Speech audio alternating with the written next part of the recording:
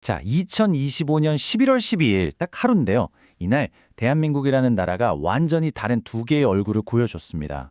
한쪽에서는 정말 눈부신 미래가 펼쳐지는 것 같았는데 다른 한쪽에서는 끝이 안 보이는 혼돈이 있었죠. 아니, 어떻게 하루 만에 이렇게 다른 두 가지 이야기가 동시에 나올 수 있었을까요? 지금부터 그날로 한번 들어가 보시죠. 바로 이 질문입니다. 오늘 우리가 풀어봐야 할 미스테리죠. 한 나라가 같은 날 경제 슈퍼사이클이란 엄청난 기회와 정치적 붕괴라는 최악의 위기, 이 두 가지 미래를 동시에 마주한 겁니다. 과연 대한민국의 진짜 미래는 어디를 향하고 있을까요? 자, 우선은요, 좋은 소식부터 시작해 볼까요? 바로 밝은 경제 이야기입니다. 11월 12일에 대한민국 경제에 대해서 정말 믿기 어려울 정도로 엄청난 낙관론이 쏟아져 나왔습니다. 뭐랄까, 잠자고 있던 거인이 드디어 깨어나는 것처럼 경제 엔진이 다시 뜰 준비를 마쳤다는 신호탄이었죠. 한국금융연구원에서 2026년 경제성장률 전망치를 딱 내놨는데요.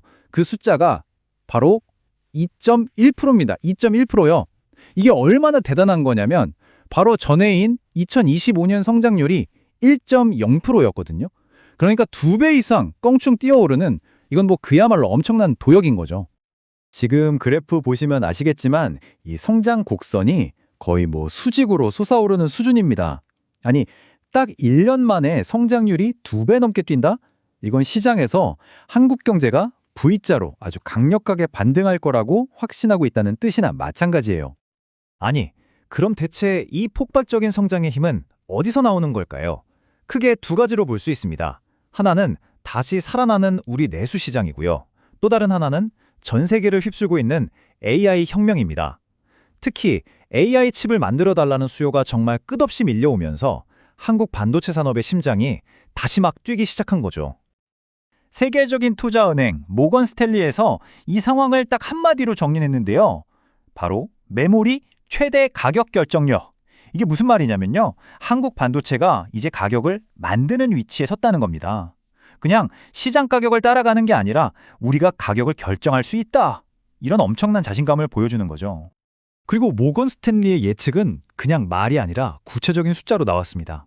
만약에 정말로 강세장이 오면 삼성전자는 17만 5천 원, 그리고 SK 하이닉스는 무려 85만 원까지 갈 수 있다는 거예요. 월스트리트가 한국 대표 기술주에 얼마나 열광하고 있는지 이 숫자 하나로 다 설명이 되죠. 자, 그런데 말이죠. 이렇게 장밋빛 경제 전망이 쏟아지던 바로 그 시간에 그 이면에서는 정말 완전히 다른 이야기가 펼쳐지고 있었습니다. 이제부터는 분위기를 확 바꿔서 당시에 혼란스러웠던 정치 현실로 들어가 보겠습니다. 그 정치 폭풍의 가장 중심에는 대장동 스캔들이 있었습니다. 뭐 복잡하게 생각할 것 없이 대규모 개발 비리 의혹 사건이라고 보시면 되는데요. 그런데 얼마 전에 나온 법원 판결 하나, 그리고 이어서 나온 검찰의 좀 이해하기 힘든 결정 하나가 잠잠하던 이 화산을 다시 폭발하게 만든 겁니다. 상황이 정말 며칠 사이에 급박하게 돌아갔어요. 7일에 판결이 나오자마자 수사를 맡았던 팀에서는 당연히 항소해야 한다고 강하게 주장을 했죠. 그런데 마감 딱 1시간을 남겨두고 당시 총장 직무대행이었던 노만석 대행이 이걸 그냥 뒤집어버려요. 항소 안 하기로요. 그리고 바로 다음날 이 결정이 사실은 본인 뜻이 아니었다, 어떤 보이지 않는 손이 작용했다는 폭로가 터져나오면서 난리가 난 거죠. 바로 이 말이었습니다. 법무부 차관이 장관의 지휘권 발동을 얘기했다. 그래서 항소를 포기할 수밖에 없었다. 이게 그냥 변명 수준이 아니었던 거죠. 대한민국의 사법 시스템이 정치 권력 때문에 무너졌다고 해석될 수 있는 그야말로 핵폭탄급 발언이었던 겁니다. 파장은 즉각적이고 아주 심각했습니다. 검찰 내부에서는 이런 일은 있을 수 없다며 집단 반발이 터져나왔고요. 야당에서는 이걸 대통령과 엮어서 탄핵 이야기까지 꺼내기 시작했어요. 정치권 전체가 말 그대로 폭풍 속으로 빨려 들어간 거죠. 근데 이 정치적 태풍이 여기서 끝이 아니었습니다. 딱 하나가 아니었어요. 바로 그 같은 날에 다른 법정에서는 전 영부인과 관련된 재판이 또 열리고 있었는데 이게 논란에 기름을 붓고 있었습니다. 이 재판이 왜 중요했냐면요. 그동안 말로만 떠돌던 의혹이 눈에 보이는 현실이 됐기 때문입니다. 재판부가 증거를 직접 확인하겠다면서 법정으로 가져온 물건들이 바로 이것들입니다. 샤넬 핸드백이 색깔별로 있고요. 샤넬 구두에 수천만 원짜리 그라프 목걸이까지. 논란의 실체가 사람들 눈앞에 딱 드러난 순간이었죠. 그리고 재판장의 이 한마디가 아주 결정적이었습니다. 장갑을 끼고 증거물들을 하나하나 꼼꼼히 살펴보더니 이렇게 말했어요. 사용 흔적이 있다. 이 건조한 한마디에 법정 분위기는 순식간에 얼어붙었고 논란은 걷잡을 수 없이 커졌습니다. 자, 그럼 정부는 이 상황을 어떻게 보고 있었을까요?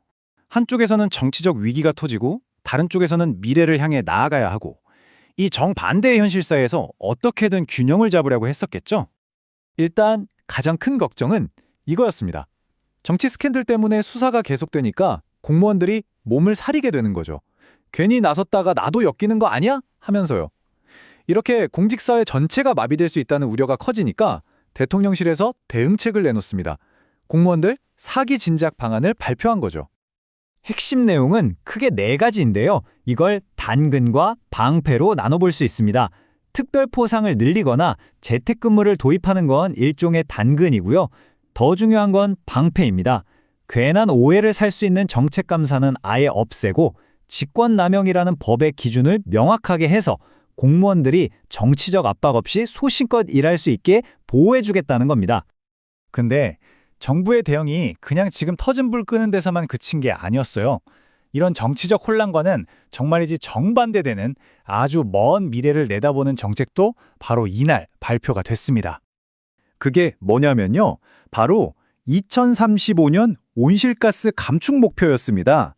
2018년 기준으로 무려 53%에서 61%까지 줄이겠다는 건데요. 와, 정말 담대한 목표죠.